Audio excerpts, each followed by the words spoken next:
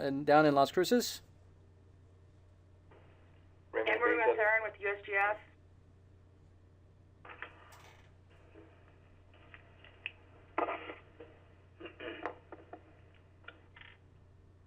Anybody else?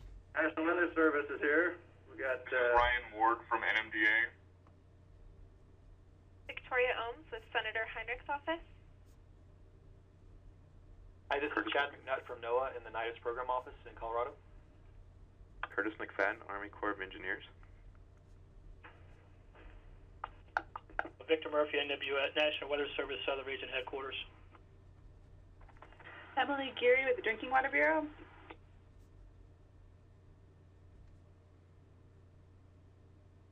National Weather Service, Chuck Jones. Of course, I'm here along with Sean, our MIC. John Fleck is here from the Albuquerque Journal, and got a couple folks coming down from the State Engineer's office. And Eric Green is here from Channel 7 KOAT TV, and Gill, the cameraman. So you're being filmed, recorded. All right, welcome. Great. So it looks like we've got the go-to meeting start. So anybody have any problems before we get started? Okay. Well, let's go ahead and get started with the National Weather Service briefing. Go ahead, Chuck. Thanks, Dave. Sorry for the simple issue of actually starting the meeting. All right, let's get right into it. May statewide precipitation. Not very good, although not as bad as other months. In fact, parts of the middle to lower Rio Grande Valley and portions of the eastern plains had near to above normal precipitation, but pretty small pockets. And May actually ended up the 15th driest on record, going back to the late 1800s. Just about 3/4 of an inch precipitation deficit, average deficit across the state. If we look at the first 5 months of the year, statewide precipitation only 41% of normal, under half. Northwest Plateau doing the best, if you can call it that, near 60%, and then the Southern Desert and the Central Valley, we are only at 27%. Obviously very, very poor. Ranked 12th driest for the first 5 months of the year.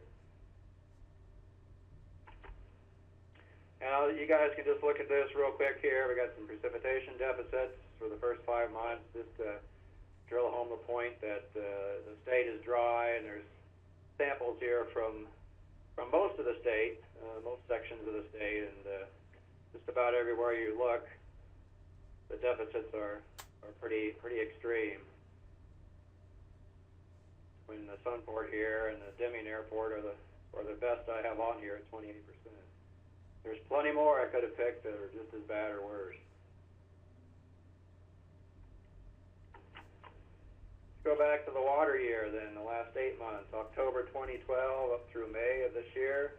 Very similar numbers, for 41% versus now 42%. So basically the same thing, the Northwest Plateaus and 57%, and the Central Valley and the Southern Deserts are again leading the way in terms of the driest areas, just around 25% for both. And you put that in perspective, that's the 8th driest on record, going back to the late 1800s, 1895, I believe. Not very good. Next 5 slides are going to be what I've been showing the last few months. The 12, 24, 36, 48, and 60 month precipitation rankings. These are consecutive months. And we're still first if we look at the last 12 months, just ahead of well ahead of the 1950s and the early 1900s drought. 24 months, we end up second driest on record, just behind the early 1900s. Same thing, 36 months, second driest on record, just lagging behind the early 1900s. So really, to put this in perspective, you could say for the last 3 years, our current drought is the worst in well over 100 years.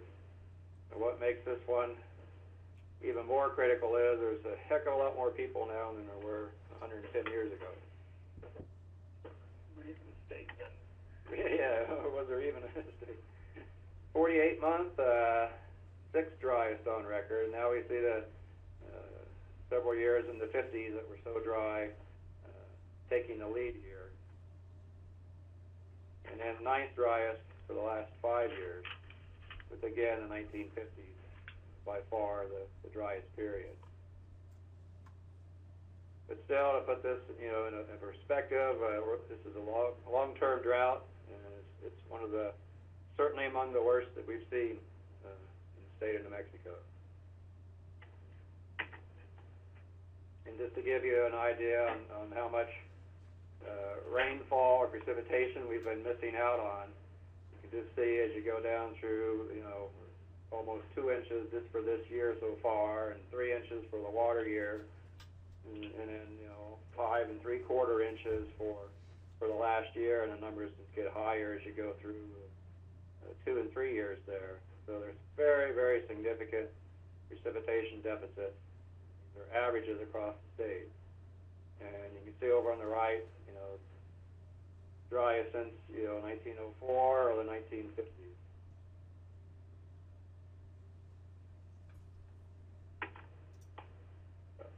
No, not a misprint. There's actually pretty colors on there that indicate above normal precipitation over parts of central New Mexico and much of eastern New Mexico. Threw in a few rain reports there, and Portales already at 4.6 inches for the month, doing very nicely. And Carlsbad areas had anywhere from 1.5 to over 3 inches of rain, and inch or two around Tucumcari as well. So the Eastern Plains is faring well so far this month. It is one of their wetter months. So it's good to see them get the rain though. Sure. Unfortunately, if you look at the West, it's more of the same, and there's parts of the state that haven't seen any rain this month at all. Farmington, for example. Current drought status, it's gotten worse overall. 90% of the states in extreme or exceptional drought. All the states moderate or worse. I think we see here, I'll show you the next slide.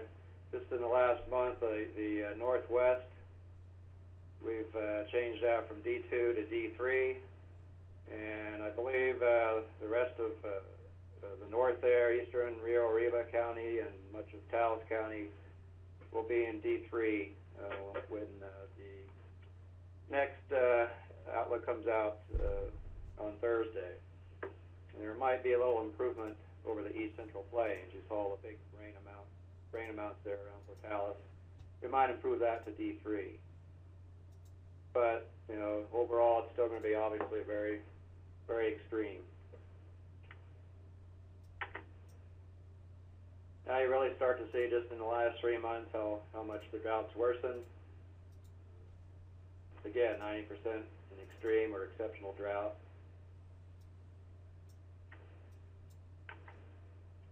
This next two slides, this one and the next one, Deirdre Kahn, our Science and Operations Officer, put these together for me. We showed something like this, I think 3 months ago. What we're looking at here is data from the Soil Climate Analysis Network, or SCAN. This is Los Alamos. It's showing Los Lunas, one of those Loses. And this is at a 4-inch depth of the soil, and it's showing the percent of moisture at that depth of 4 inches. And what we really want to focus on is from the fall of last year, how dry it got, and then this is 2013 here. It's very steady at right around 6-7% of soil moisture at a 4-inch depth. Obviously, that's extremely dry.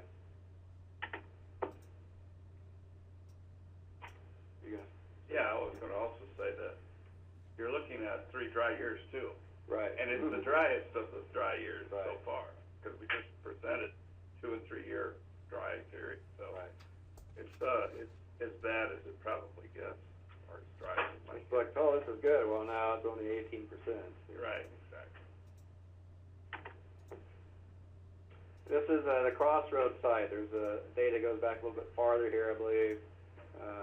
This is a 2-inch depth at the top, 30-day running mean in the more bold color. And then down here, well, at 20 inches depth, you know, 2-year period here, well below 10%. Really haven't seen any recharge in the last couple of years. So, yeah, what we're getting at here is the soil is very dry. A little extra there. Recharge.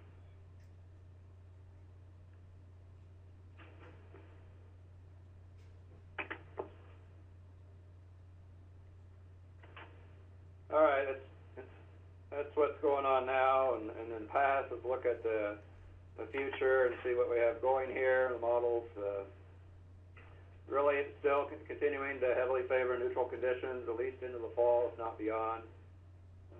But it's pretty safe to say, at least into the fall, we're going to be in neutral conditions.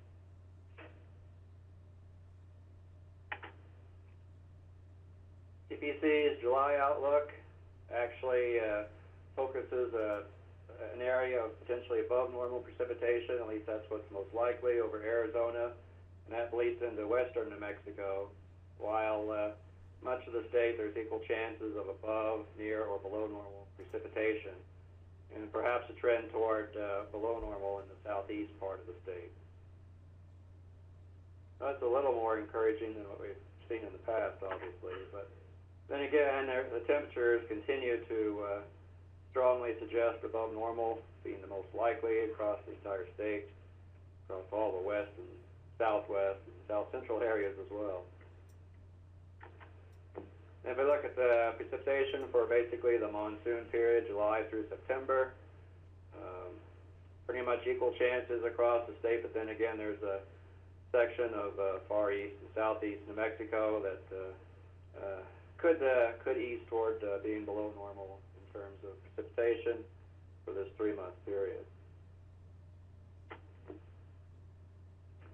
And again, same old story, above normal temperatures look like a best bet for all the summer. And finally, they're suggesting some improvement in the drought over Arizona into western New Mexico, as we saw with the potential above normal precipitation for the month of July coming up. Otherwise, pretty much steady as she goes across the state. Any questions?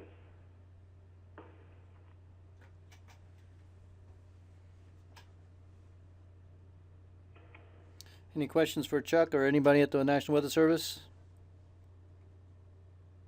If you go back to the slide 26, just for those who don't know, this is a new product or a modified product from CPC. If we look at the key, got kind of like 2 different categories: drought remains but improves, and then drought removal likely. I'll just point that out for folks, because this was the first release of this particular product with these categories. I mean, we always had the seasonal outlook, but they're trying to kind of give a little bit more indication of what things, try to give a little bit more kind of information. So I just want to make that point for those who weren't aware that this is. And they're also changing the schedule. And quite catch what the schedule is, but it's the 3rd Thursday, and then they're doing the monthly or something like that, so instead of where they were doing it a little bit different schedule or something.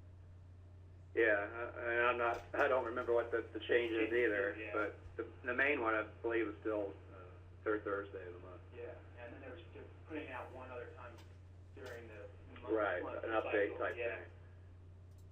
I had read something, and this was about a year ago, I think, about, you know, the context of exceptional drought, and it was kind of calculated from a statistical standpoint to be a 50-year dry condition. Is there kind of a time range that you associate severe drought and moderate drought? Is there kind of a number for that as well? The only one that I know of that we tend to use is the exceptional drought. The worst drought category is about a 1 in 50 year event. Okay. And you kind of see that, you know. Yeah, hey, this is Victor from Southern Region. In general, yeah, hi, Victor. Exceptional drought D4 is basically drought that occurs, you know, at least, well, once every 50 years at least, or more rare. D3 is basically 25 to 50 years, and D2 is pretty much, or severe drought, is pretty much every 10 to 25 years. So D2 would be 1 in 10 year to 1 in 25 year drought. D3 would be 1 in 25 year to 1 in 50 year drought, and D4 would be 1 in 50 years or more. Thank you. Thank you, Victor.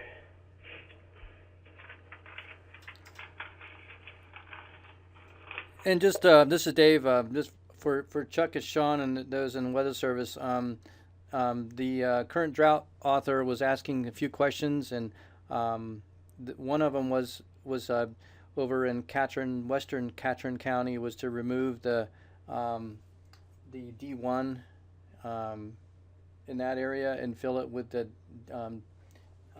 D2, and then I think that he was also recommending, based on the stream flow measurements, they were seeing that in northern New Mexico, they were in the 2 percentile range. So he was suggesting to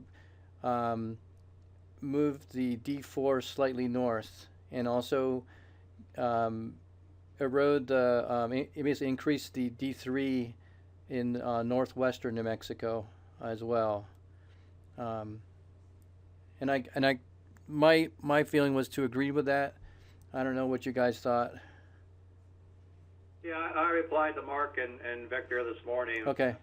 When I got in, and I agreed with them as well. So I'm pretty sure we'll see the removal here, the D2, and then it's going to become D4 up here. Yeah, there's been some rains in central eastern, but I don't see it changing a lot in the D3 and D4.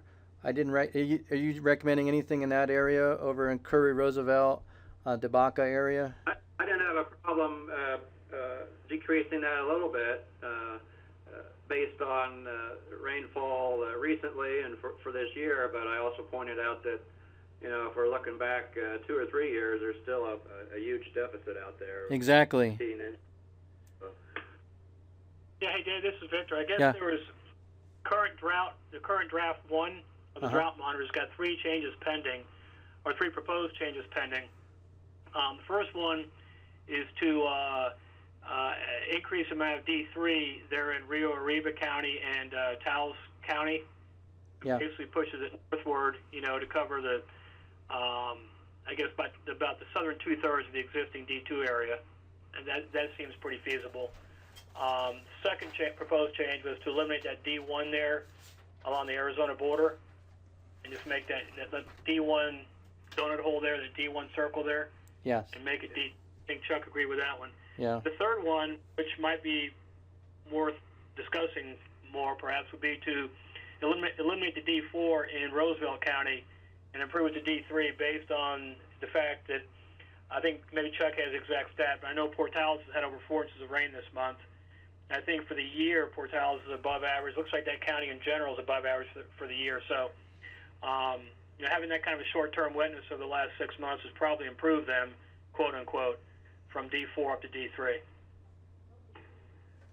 But if they're Portales is 1.5 inches above normal for the year. So that may warrant getting them out a little bit of D4. Sounds like it. Yeah. Well, I'm going to throw a question in on that. This is Longworth here.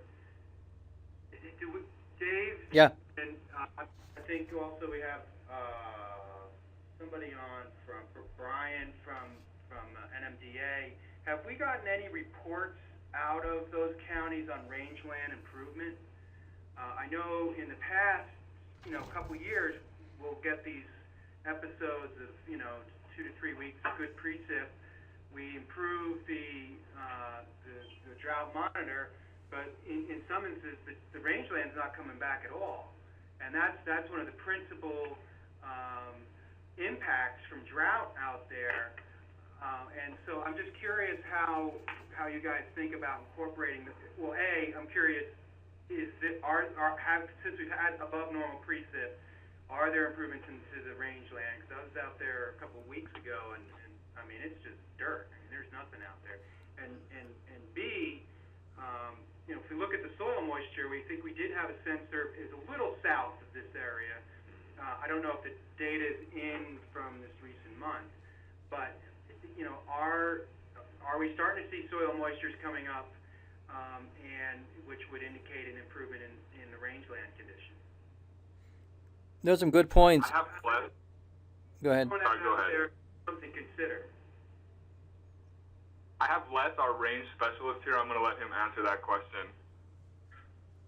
I guess I would say there may be some improvements in the rangeland with the coming rains, but the time and severity of the drought that's been over there, there's certainly going to be some significant mortality in the native range grasses. So, a recovery of the rangeland is likely to be, several years of normal precip before it can even start to recover. So, I would definitely argue against an immediate saying that, that the rangelands are recovered, because they're certainly not, and it's going to be a several-year process before that can happen. But what grasses are still there and alive should be starting to green up. But in terms of getting back to the pounds of forage production that were pre-drought, that's not going to happen in the short term. So I guess my question, just to rephrase, is the way to describe this product. I mean, if it just takes a month of precip to get out of a category, that doesn't necessarily reflect the longer term. And I know that the Drought Center's been always having to wrestle with that short term versus the long term, and there's different denominators in there. And I just wanted to throw that aspect in there, because I'll have some slides where I show some of the precip issues out there, and clearly they've had some great rain. I think everybody out there is thrilled with that, and stock tanks are being filled up, those kinds of things, so watering costs going down. If you've been able to hold on to your herd, and you get some greening up, and you've managed your rangeland real well, you're probably keep your herd for another year. But I don't know how that balances out. I just throw that into the mix. Well, I think you have to answer the question: is gone from exceptional to extreme? That's a slight improvement. That doesn't mean the drought's over by any means. But I think that's what you're getting at. We've had a slight improvement. Exceptional. I mean, we see all the data that it's exceptional. So I think they just have to determine whether we really can say it's no longer exceptional. It's just in the next slight less category. Slightly better. So I appreciate that, and I'm just haven't been out there. The perception then will be that there's been improvement, and so people who make decisions out there in terms of rangeland and those kinds of things hopefully are aware enough that, okay, so it's not the 1 in 50 anymore. Now we're in the 1 in 25 time range.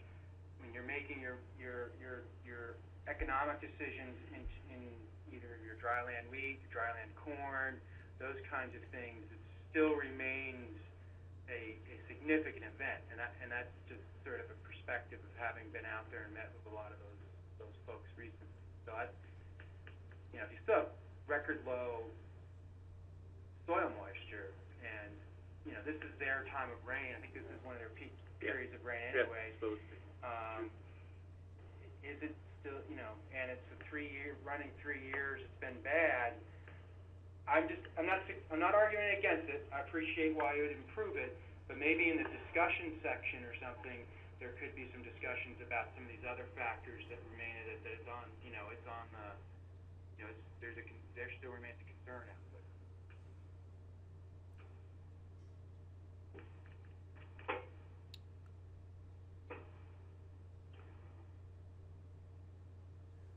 Yeah, this is Dave. Just to, I mean, my opinion. I'm a little hesitant to move on getting it D4 out, but definitely the meteorological part matches D3, but yeah, I think it would be worthwhile to get some more information on the forage, or any some numbers from that county, or even that whole area, Curry and Roosevelt. Because we clearly got it. There are clear impacts already in terms of exceptional, but do we see anything bottom line from a farmer rancher perspective?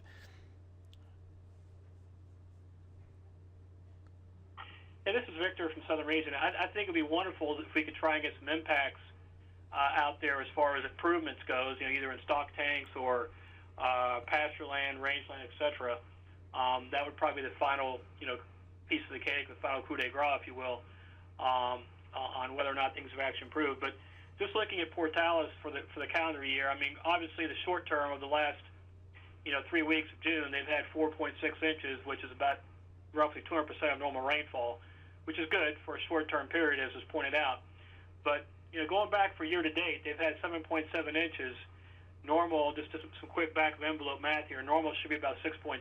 So they're about 120% of normal over a 6-month period, which is a pretty good spell to see, near normal to above normal precip. So arguably, from a meteorological perspective, as someone just pointed out, it'd be a little bit difficult, I think, to extend or continue, 1 in 50-year drought or worse, when you've got, say, a 6-month period of, above average rainfall, say 120% of normal. So, but obviously, I think if there's any impacts information from Roosevelt County, which would augur for, things are not improving or things are worse than ever, something like that, then obviously that would augur for keeping it in as D4. Do we have any impact information from Roosevelt County? Not since like the beginning of June, from my perspective. Victor, I hear what you're saying, and I'm not arguing that, except I would point out that 4 inches came in a 2-week period. So to argue that it's a 6-month, you're an inch and a third above normal, there should be a little asterisk there that it came with, I think it was probably about 3 or 4 storms in a 2-week period. So 5 of those months, you were at like 27% of normal kind of numbers. It was pretty dry out there. It didn't become exceptional overnight kind of thing. And so I appreciate, because you guys are the experts, and I'm not, I know I'm sounding argumentative, and I apologize for that. I'm with you, whatever you guys choose.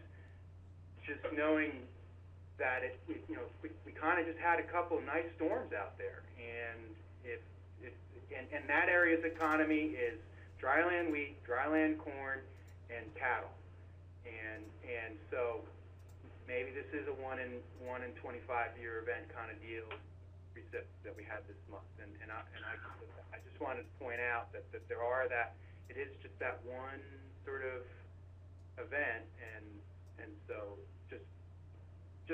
I'm just throwing it out there for discussion's sake.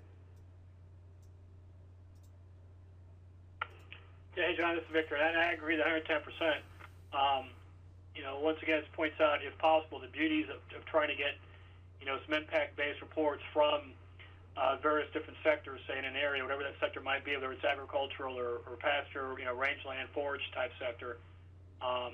Sometimes it's not available, and the other part, or the other aspect, is trying to balance, in one product, in the drought monitor, trying to balance, say, short term versus long term.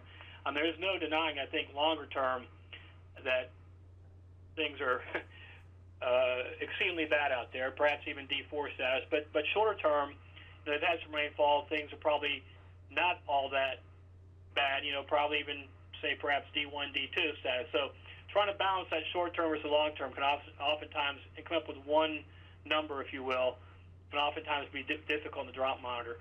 But either way, D3, if the improvement does stick, say D4 or D3, and we can alert Mark Sabota, this week's drought author, on the concerns out there, and he can look at it perhaps impartially.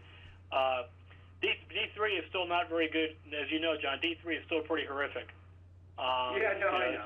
25 to 50-year drought, which is not very good, but arguably perhaps, depending on what side of the coin you want to look at. On the one hand, it's still a 25 to 50-year drought, which is not good.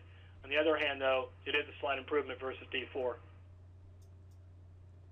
Yeah, they've already had 7.5 inches of rain over there, 7.7, which is about what they had the previous 2 years. They had 8.3 in all of 2012, 8.06 in all of 2011.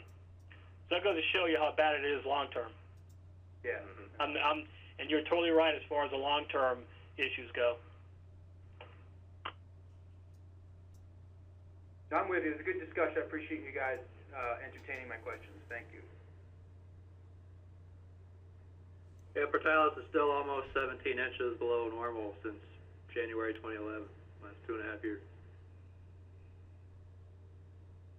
Yeah, in 2011, 2012 precip cumulatively was 16.4, and their average yearly precip should be 16.8. So basically, in 2 years' time, they had less than what should be 1 year's worth of rainfall. So about 50% of normal over a 2-year period.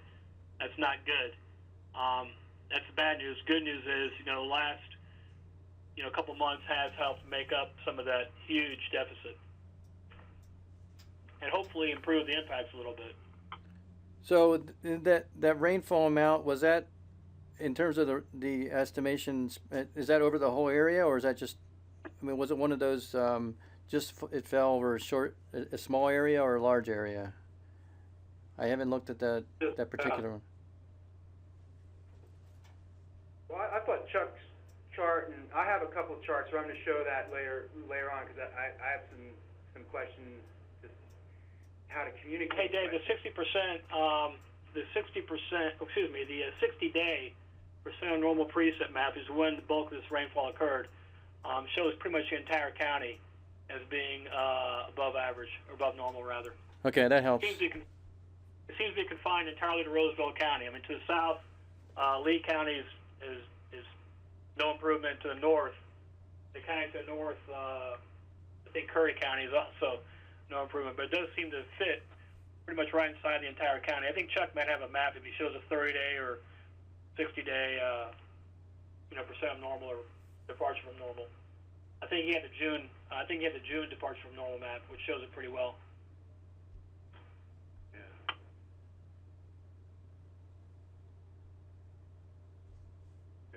Yeah, there you go.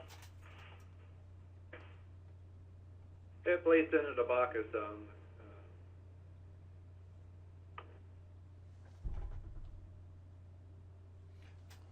So we could, as a suggestion, we could move it up, move 3 up,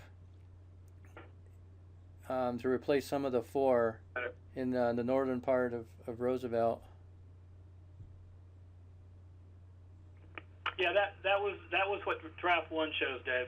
Okay. And that wetness does linger out to 60 days across Roosevelt County, whereas it does not linger for northern Lee County, and does not linger for Curry County. So therefore, I think no changes are proposed for those areas. It was strictly Roosevelt County. Okay. And does that jive with on the other side, the Texas border? Did Nielsen Gammon have any suggestions on that side? Do you remember?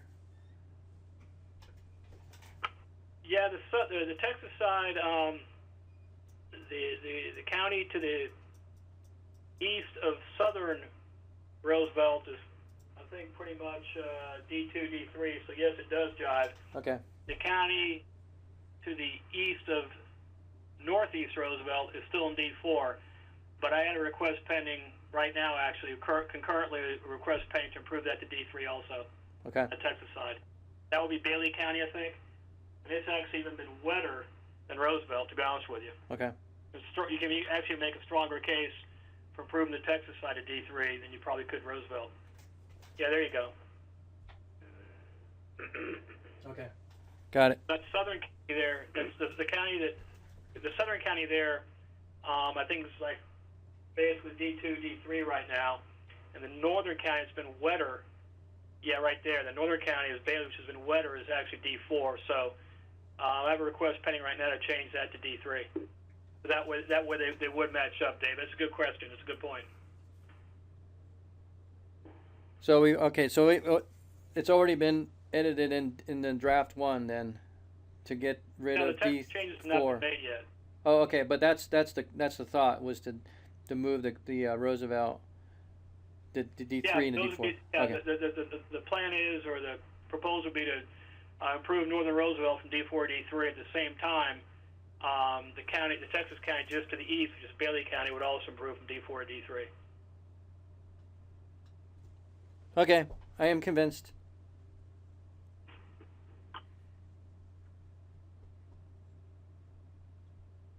Any more comments? Discussion? I think it's worth to talk about these during our call. I think we should do that, even though it extends our call. But I think we owe it to the process to get this, to hash it out. So, thanks everybody for. Yeah, David, I think it's great discussion too. And once again, I mean, despite the slight improvement there in Roosevelt County, I guess the bigger picture, we are going to see degradation, or proposing degradation, for that county along the Arizona border, where that, D1 area goes to D2 along the Arizona border, and also there's a pretty significant increase in the D3 across Rio Grande County and Taos County. Yeah, we're hoping that CPC forecast pans out and get rid of some of that. Hey Dave, this is Longworth. I'm looking at the national map, and I know you guys have been wrestling this for years, but New Mexico right now has SL, and I'm wondering, and then if you look in the northwest areas of the country, northeast areas of the country that are in the L, only have L, whereas New Mexico, southeastern Colorado, western Kansas, western Oklahoma, northwestern Texas are all in SL, and we have that mild improvement. Is it still warrant the SL? I mean, and how would you differentiate between L and SL? I mean, it's kind of like there's like a bullseye there where it should be an L. Hey, John, this is Victor. I think both the S and the L are both totally warranted for New Mexico. Bottom line is, the L is basically stands for long-term drought. So the unofficial designation, that would be something that's greater than 6 months in duration, and is more hydro-related, or the impacts are more hydro-related, and obviously that New Mexico would ring the bell for that statewide. Short-term drought would be sort of a drought that's sort of more agriculture-related, and say less than 6 months in duration. And I think, at least for right now, I think in general all of New Mexico would ring that bell too. There might be a pocket or two where you can remove the S, but I think I don't think the drought monitor's got that kind of granularity, quite honestly. Okay. So I mean, personally, I'm very comfortable with the S and the L. If we do start seeing some significant improvement, let's just say arguably if Roosevelt County keeps on improving, it keeps on getting these deluges, arguably, maybe the the S could be removed from some areas that are starting to see significant improvement. It needs a little bit more time. Exactly. Cool. Thank you. Yeah, but I think the S and the L right now is totally warranted for all New Mexico. And as you can see, just about all of Texas right now is in both short-term and long-term drought, including the panhandle of Texas, panhandle of Oklahoma, western Kansas, etc., southeast of Colorado. That's pretty much the core of your drought right now. And when you have a big core drought area going, usually you're going to have both short-term drought and long-term drought coexisting side by side, which unfortunately is the case right now. Well, it just shows how giddy we can get over just like about one county getting a bunch of rain out of 30, so. Yeah, I agree, John. It'd be nice to see if we, What would happen when it if it's actually starts possible in the raining? weeks ahead to see if we can get some feedback from the Portales area or Roseville County to see if things actually have improved over there. Maybe we're making some suppositions that are not correct, as you point out, initially. So. Yeah, that would be nice to have, if we can get it in the weeks ahead. Yeah, that's a good idea. We'll work on it. Okay, any last comments while we're on this topic? Okay. All right, let's move on to the U.S. Bureau of Reclamation. Raymond. Hello. Okay, good discussion. I'll start with the reservoir storages. Patoros 11,032. Aaron 129,534. Elvado 25,267. Abiquiu 129,428. Coach C 47,162. Let's see. Elephant Butte 103,768. Caballo 21,804. And I'll go to the Pecos. Santa Rosa is 33,29. Sumner 39,17. Brantley is 46,37. And Avalon 16,61. So on the Rio Grande, it's looking like the district should probably be running out of water this Sunday. So they will be done irrigating unless for some reason we get rain and just there's enough water native in the river for them to be able to make some diversions. But otherwise they're going to be running out about this Sunday. The only thing that will be coming through would be what little native is coming through Embudo, which is about 200, 206 right now. We have La Puente and La Chama at 22. And most of that probably will not get very far down south in the system. Otherwise, we'll be releasing for the Pueblos and for the Minnow. And otherwise, that's we're gonna see this one. I have a question. You talked about releasing for the minnow. It is my understanding that the Bureau of Reclamation purchased 40,000 acre feet from the Bernalillo County Water Authority. Yes. Some water going for the minnow. Has that water started to be released yet? And is that just going to sink into the aquifer, or will some of that flow downstream and serve as any irrigation benefit for the Middle Rio Grande Conservancy District customers? Can you answer those? No, there'll be no irrigation onto that. We've already been releasing that water for a while now. Okay. We're hoping to hopefully get maybe 50, 70 CFS, the central gauge, the central area. It doesn't look like there would be enough to have anything going over Santa Casia. Maybe a slight amount would reach Isleta, but that's hard to see. We're going into some unknown territory right now. Even for the district, they don't know what their drains are probably going to do. Those will probably all dry out. But no, with the release we're making, we'll be lucky to get 50 to 70 to the Albuquerque area. And who knows how many miles we'll get off of that. They were talking soil moistures and that. We're just seeing that. The losses are horrendous right now. I mean, even the district, they're just losing so much water through the valley. Between the Bosque and just groundwater and everything, it's just really bad. So, All right, no. And on the Pecos, Carlsbad Irrigation District, they have just enough water. They get a few more orders of those that didn't take the last watering. They'll get some of that, and then they'll be done below Brantley. still releasing for, or bypassing for Fort Sumner Irrigation District. Their allotments are getting lower and lower. Right now it's about 67, 66. What little water is in Santa Rosa, we'll just use that to keep water in Sumner, so we're able to bypass for the irrigation district there. And we're still releasing for the blunt nose shiner through there. Looks like we re-wetted quite a bit of the river, almost up to the Acme gauge. It got some water through there. They had a rain shower go through, a pretty good rain in the Dunlap area, and it actually reached Acme and re-wetted that. But our water from Sumner and the pumping we're doing, it's getting through Dunlap, but it's disappearing somewhere between Dunlap and Acme. It's just drying up. Dry riverbed.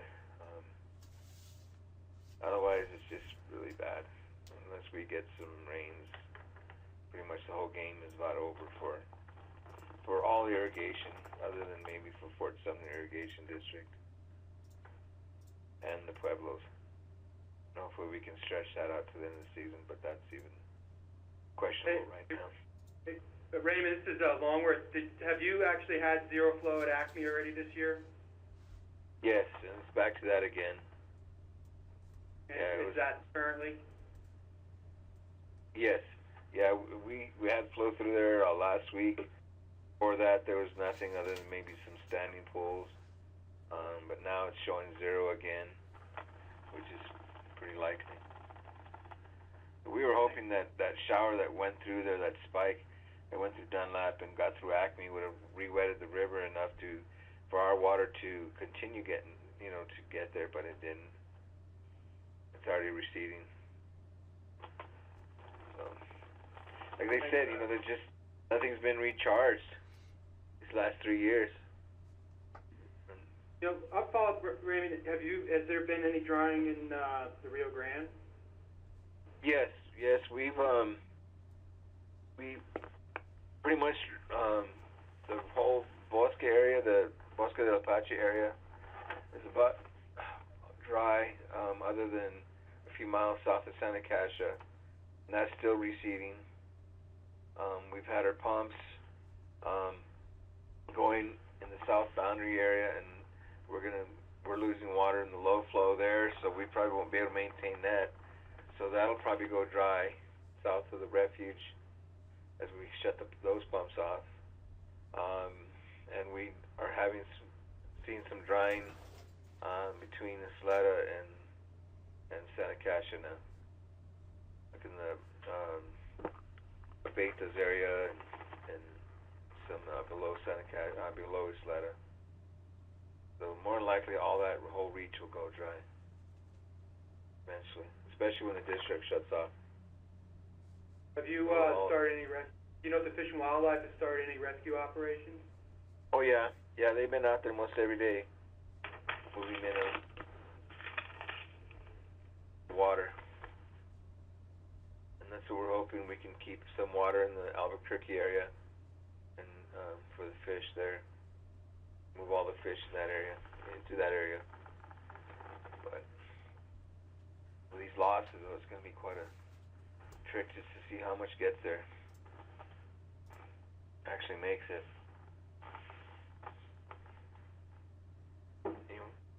Thanks, Raymond. I appreciate those answers. Anyone else?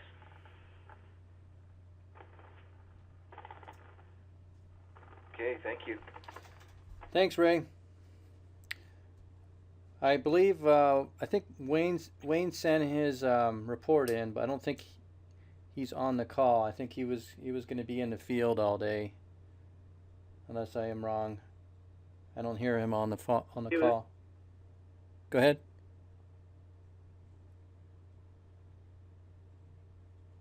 But somebody just say. Sorry, I cut you off. He was going to try to call in. Yeah, no, I haven't heard him on. So, he was showing he sent in his snowtail update report showing that all basins in the state. Zero. Well, he was saying reporting 44 and 67% of normal precipitation year to date.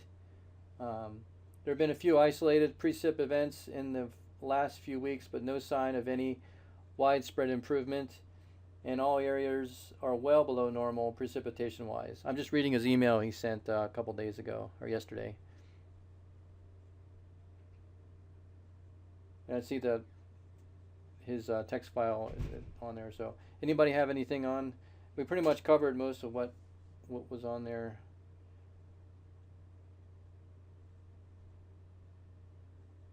But okay. Do you have it? Is there anything there, Chuck, that you want highlighted? No, I hadn't even had a chance to look at anything. Okay. But Yeah, no problem. There's no snow left, and 40 to 60% looks like, you know, the ballpark figures for all the rainfall so far. Yeah. These days. Okay. So let's move on to Anne Marie at the USGS. Morning. Morning. This is a report on stream flow conditions for the water year to date, so October 2012 to the end of May. It's not including anything that may have happened in the last few weeks. And what this presents is the cumulative average stream flow for the water year compared to historical average for each one of these gauges. 21 gauges are presented, and these are the gauges that are relatively unmanaged natural flow conditions in the state. If you look at the map, there are three categories. The mid-range, which is normal, is 90 to 110% of historical average.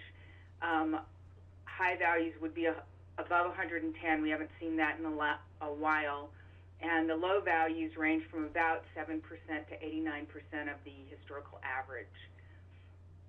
As you can see from the map, all of the stations continue to report at below average flow, although there are a few stations that show a little bit of an increase over what was reported at the end of April because of a little bit of precip we had in May.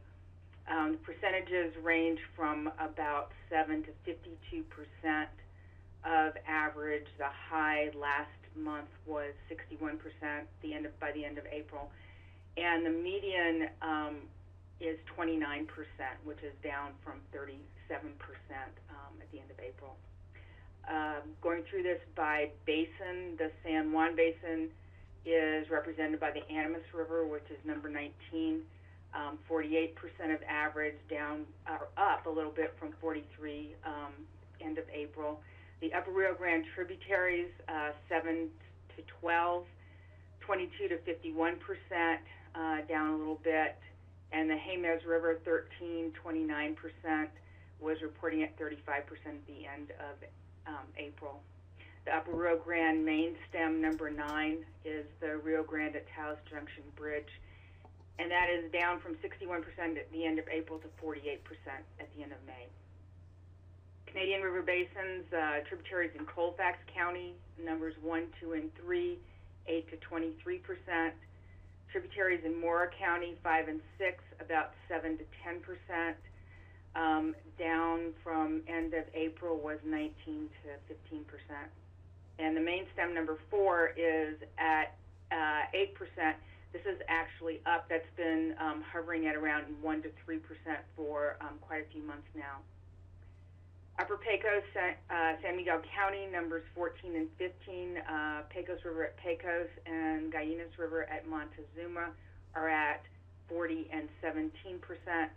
The Lower Pecos in Otero and Eddy counties, that's numbers 16, 17, and 18, have stream flow conditions ranging from 18 to 52%, which is actually identical to the end of April, so that has stayed constant. Lastly, the Gila Basin, sites 20 and 21. Moyan Creek is at 34%, and the Gila River at Red Rock is at 38%, and those are holding fairly steady relative to what they are at the end of April. And that's what I have for this month. If there are any questions. Okay, thank you. Thanks, Anne Marie. Okay, John, Office of State Engineer report.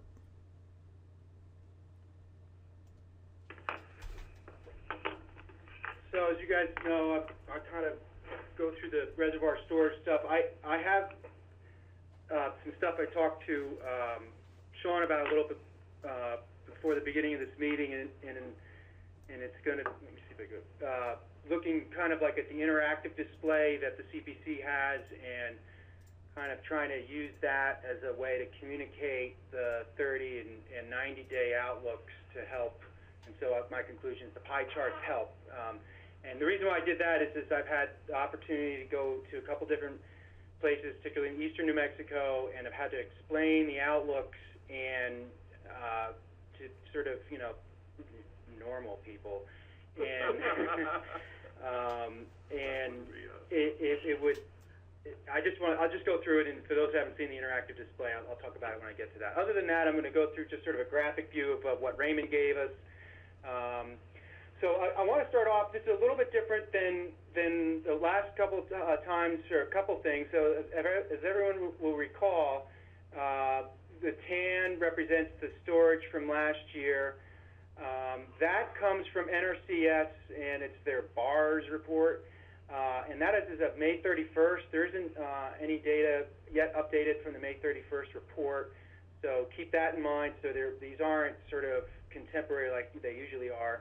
Average is the red line. Again, that comes from the BARS report. That's of the 2010 to, 81 period, 81 2010. Blue is current.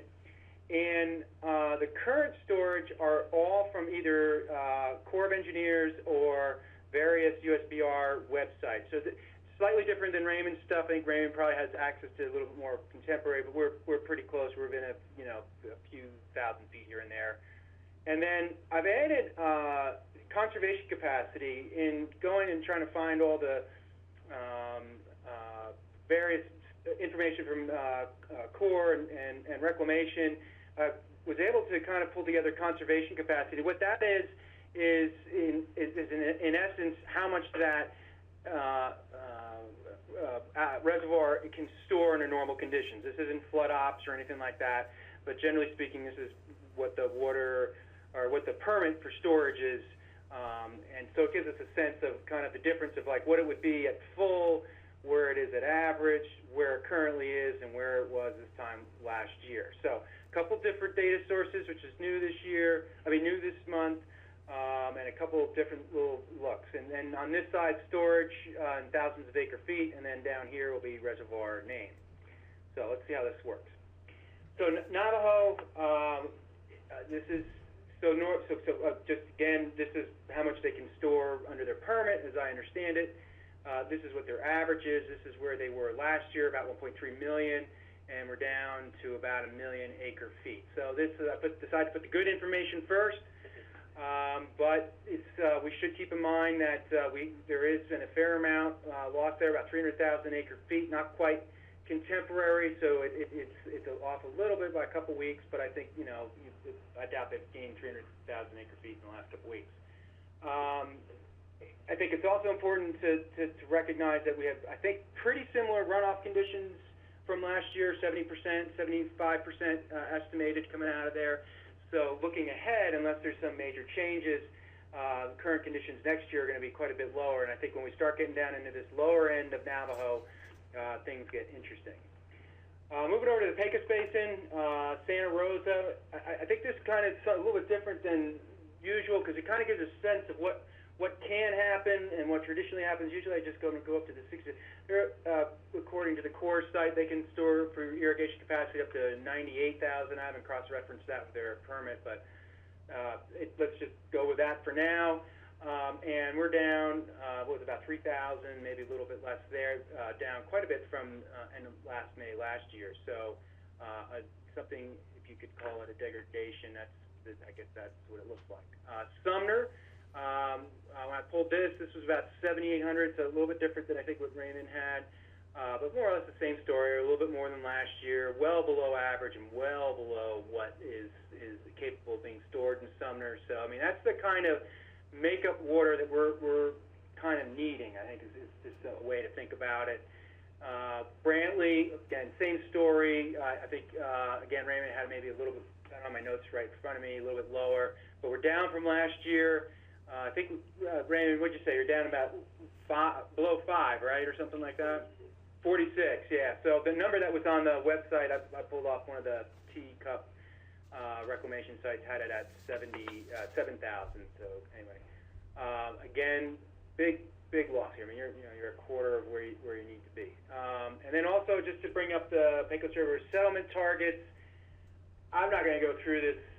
I think the bottom bullet here summarizes the need for groundwater augmentation far exceeds the design capacity and exceeds the limitations of pumping in the settlement. So I know there's some real tension down in Carlsbad Irrigation District because they are, as Raymond said, this might be their last irrigation.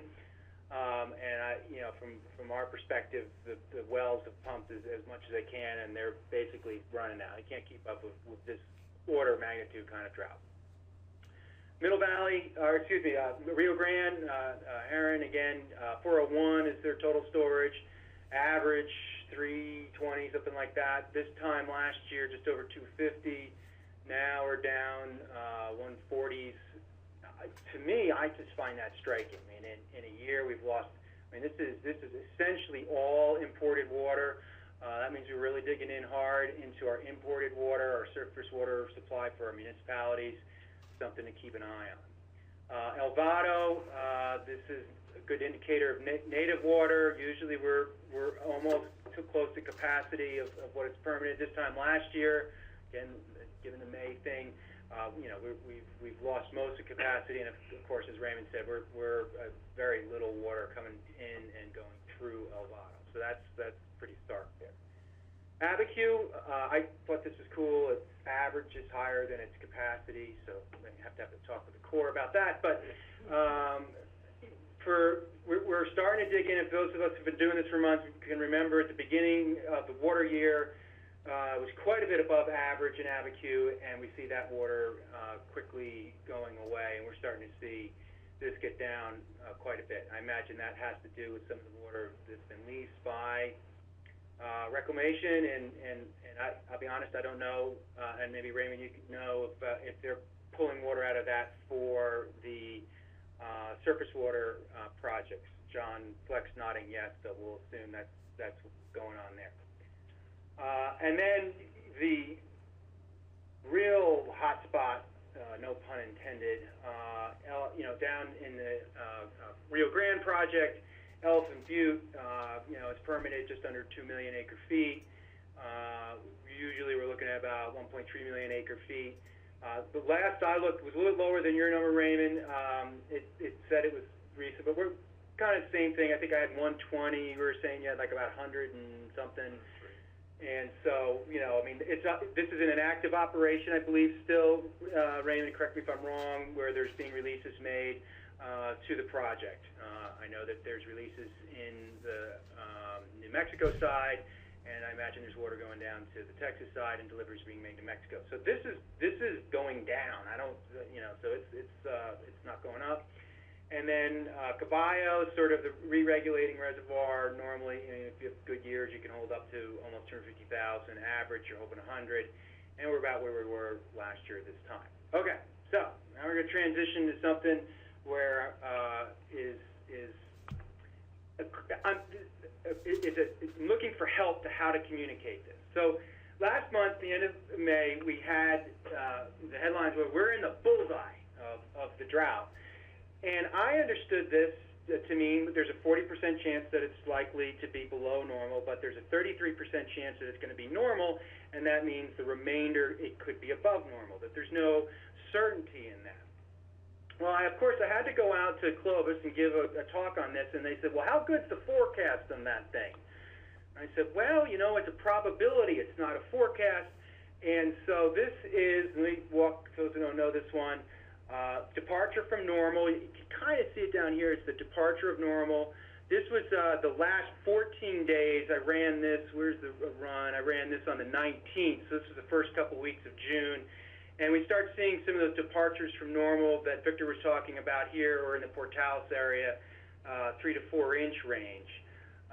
So it, kind of was not, we got the lower percentage on the outlook. This is from yesterday's briefing that National Weather Service put together, which is the PRISM guys. And let's see, this is total precip through June 23rd. Again, here's the blob down here, where we're in that 5, 4, say 3.5 to 6 range, depending where you are. There's the Portales area, there's Clovis. So, there's just this little blip. We got lucky and got some good storms there. So it's not inconsistent with what the outlook is, because I know what the outlook means. We beat the odds, which is good. So in looking at CPC stuff, and I guess this is where I'm kind of going with this, is the interactive display feature, which is here. But I first want to go to precipitation. When we look at we don't have it over on this side, but when we look in the 6 to 10 day to 14 day, which a lot of us do, and you just click the precipitation button, this comes up. And again, after talking with National Weather Service guys, they've really done a good job of educating me to understand what this means. If I'm in the public, I'm like, well, that means it's likely to be wet, right? And I try not to go any deeper than that, and this is likely to be dry. This is a lot of statistics and complicated. The interactive display, I think, adds some information and adds some input that really helps explain what the outlook means. And I'm looking at Sean to help correct me when I go off the tracks here. So this first one is the 8 to 14 day outlook. So it's Monday, July 1st or Sunday, July 7th. Precipitation outlook. I could click. I can't. This is all PowerPoint, so I can't really click anything. I clicked the how do you say that? Malpais or Malpais? Malpais. Okay, I've heard it both ways. And I like that spot just because that's where that long-term winter precip record is, when we hear about the 1,500 and 2,000 year record. So I just think that's a neat spot to just sort of look at. And you get some great information. One, you have the map, which if you start by zooming out, it has the percentages and whatnot. So this is the 33% or equal chances. Here's your 33 going into your 40% line.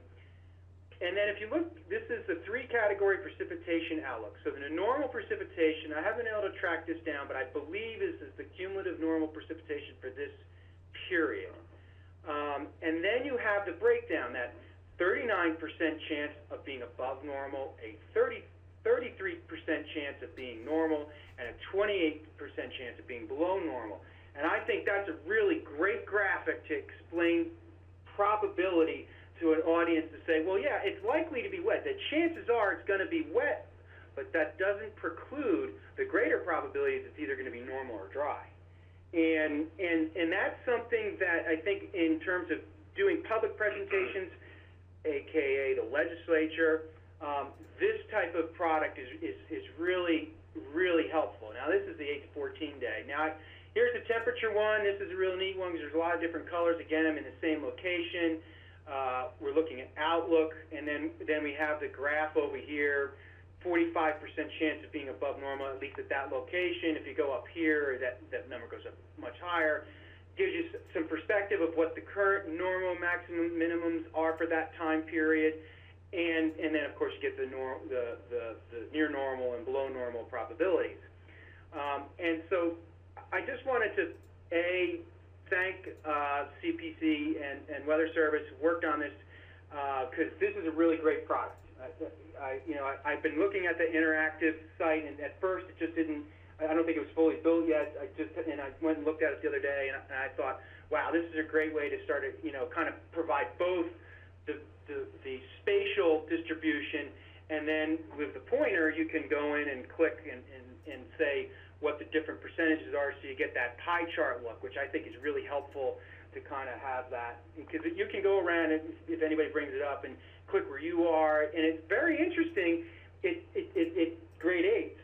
You know, in other words, it doesn't, you know, even within that category, you can get different percentages as it's wet or dry. So I found that interesting. So anyway, I wanted to throw that out because this is, if I had this tool when I was speaking to the Clovis folks, I think I could have done a better job of explaining what that brown dot bullseye thing meant versus, you know, what I did, which was try to explain the pie chart verbally, which, you know, I think I did okay, but. It says here the webpage developed at the FO in Pendleton, and that's near where I grew up. A lot of that area has wheat, and so the farmers out there want to know what you're just trying to describe out in Clovis. That's exactly. But what you're looking at, in addition, it's interactive, but what helps you visualize this is that pie chart. Yes. It's the same information, it's just a different period, an 8 to 14 day. When you're looking out at the 1 month lead or 3 month lead, they plot the same stuff. Right. You just don't capture it in your head to say, oh, well, it says 40% above, but there's still 60% of the pie chart that's either near normal or below. Right, right. And you don't capture that when you look at it, because you look at the green and you say, oh, that means it's raining. Or, in the case of Clovis, right, that it was supposed to be below. Right. But there was still 60% of it that could either have been near normal or normal and above. Right. Right? Yes. So that's what you're not capturing, because the color leads you to think that it's actually going to be dry. Right, right. Yep. And this extracts it a little more for you and allows you to interact and maybe capture more of what it's trying to depict. But it's the same data. Oh, right. No, it's just being depicted in a better way. Yeah. And it looks like the Pendleton office did this because they were struggling with the same way to depict science data to people to figure out what they should do about it. Is there always, and I haven't looked at this before, is there That's always good. a 33% chance of near normal? No, I mean, only okay.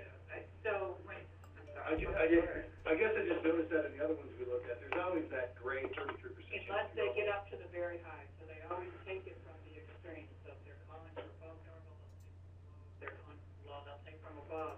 Okay. Until they get to a certain percentage, and then they'll take from near normal. But it's pretty rare to see a near normal not at 33%. But you'll see it in the temperature. Okay, yeah. When it comes to stronger signals, they'll start to. If we go previous here, this is temperature. I can't remember if how far above normal this one is, but this could have been an area where you might, like this slice here was either 0 and you're digging it. I can't remember offhand for that temperature one, but it just. And the other thing to remember too, it doesn't tell you that it's going to be way above normal. Oh my God, it's going to be real hot this summer. It has nothing to do with magnitude. What are the chances? It's going to be above normal. Different temperature or rain. Not saying it's going to be really rainy or really hot. It's saying it's going to fit into that third tertile. Know nothing about frequency, extremes, or anything. It's just that the chances are different. So there's going to be a number of drought meetings of the legislature this summer. I'm crossing my fingers I'm not called on to talk about it. But Dave, I think, is going to be put on the hot seat for that one. But I would strongly suggest we figure out a way to bring this kind of information in for the outlooks to provide context, because that's a group that likes to see extremes, likes to have that, you know, it's the worst ever kind of stuff. And I think this helps give a better picture as to what's going on and what this stuff means, and provides a better information for decision makers to help, you know, what they're, you know, kind of what's going on there. Anyway, that's my kind of new weird thing this week, and I appreciate everybody's patience going through it. And I appreciate Weather Service helping me with that, because when I first started doing this stuff, people asked me, I'm like, I don't know, and then you guys all taught me how to do it. Yeah, people would. They're very easy to interpret incorrectly. Oh, yeah. Yeah. So anyway, that's all I have. Good news is still the San Juan Basin is holding in there, but let's see what happens by the end of the irrigation season. Thanks. Any questions for John? If you could send those out, that'd be great. I emailed the slides to respond to Chuck this morning, so if it's not in your email box, Ray, I'll send it, let me know. I'll look. Okay, thank you. Yep. And we'll put it on the website, right? We can, I just don't know if we have a website put her on our email. I think we can find her. Okay. All right, great, good job. Let's move on to the NMDA. Les?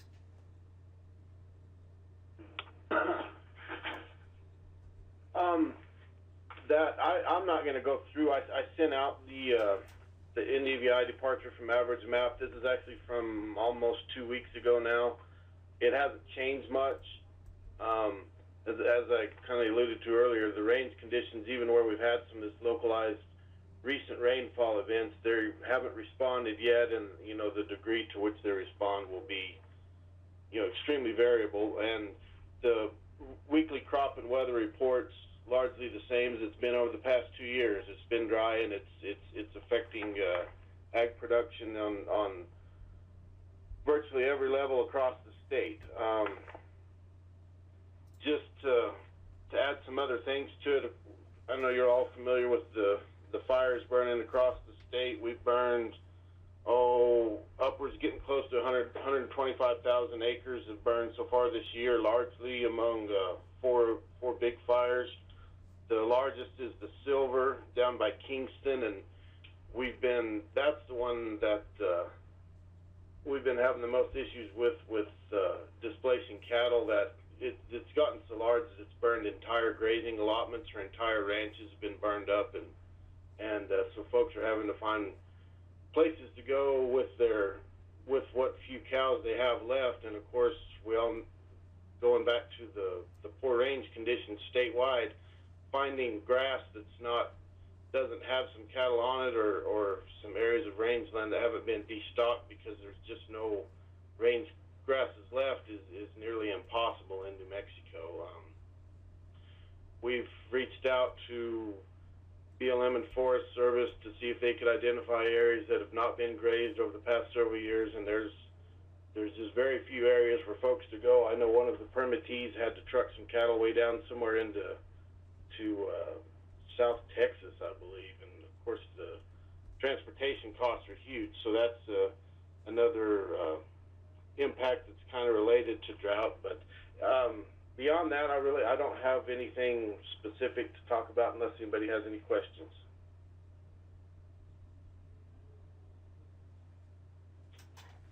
Okay, thank you. Thanks, Les. Yeah, do you want to we just following up on our D4-3 discussion about getting range information, both in Curry, Roosevelt, actually that whole area. It may be good to get a call together, and it's at least put some contacts out, some feelers out for that. Does that sound? Sure. You want to do that, Les? Yeah, I'll try and give Patrick Kircher is the county agent over there. I'll try and give him a call, see if I can catch him today sometime, and just to see what if he's seeing any of the rangelands come back yet or not. Yeah, that would be great.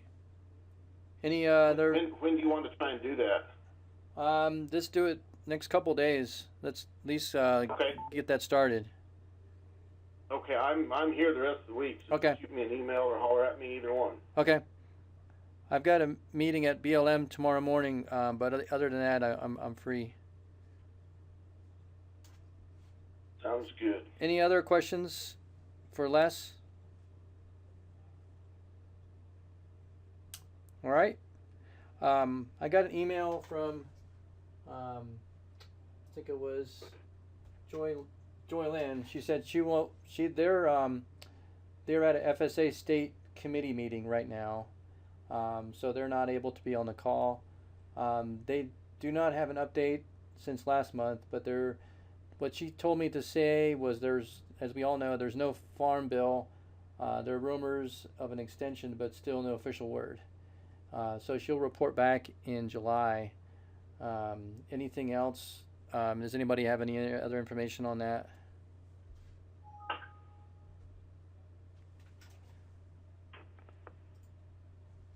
Guess not.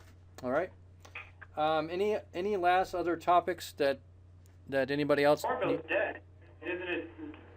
It's not dead. So John Fleck saying it's not dead. It's on life support. It's on life. It's on life support. Good way to put it. All right. Last call for last items. Hey, David, this is Victor. Yes. If I can ask a quick question.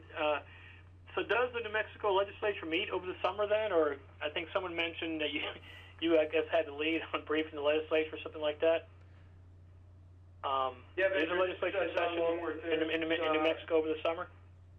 John. Yeah, they're interim committees. The interim water and natural resource committee meets 6 times, something like that. And this year they're having what they're calling a drought subcommittee. That's meeting, I think, about 3 times.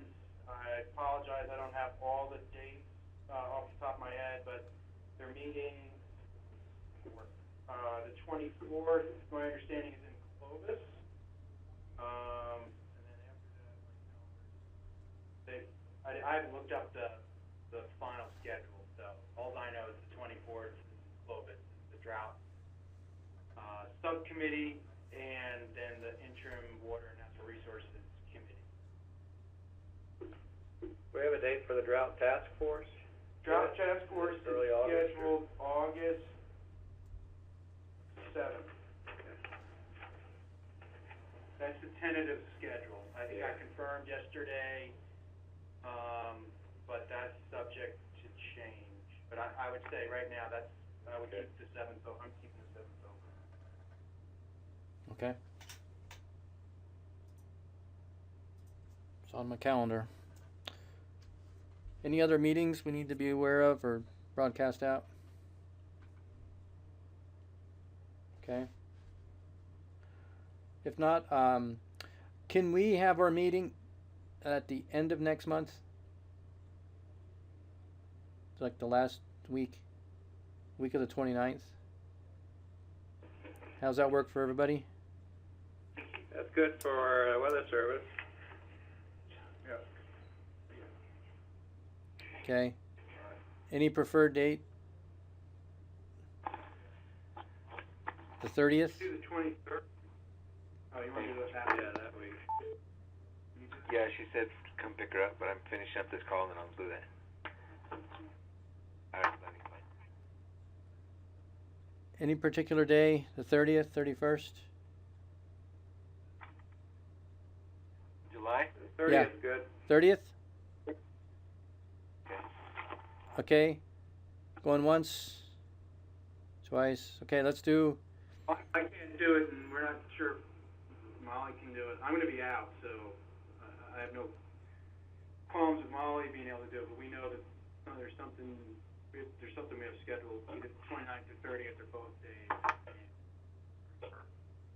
31?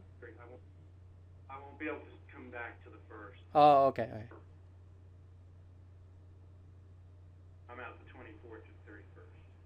Actually out the 24th to 3rd, if I can come in. So it's up to you guys. It doesn't, I mean, I don't think I'm a critical piece here. Molly can cover it. If Molly can't cover it, we'll send someone else. And if we can't send Or I'll anybody. just do it, yeah. So- Yeah. So, is Molly, can you make it on the 30th? I'm not sure, but You're not sure? probably, or, somebody else. Okay. Chuck's here, he volunteered. Chuck will run the whole thing.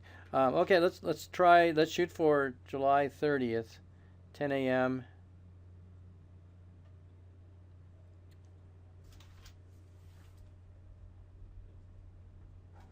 All right. You said the 31st at 10 a.m.?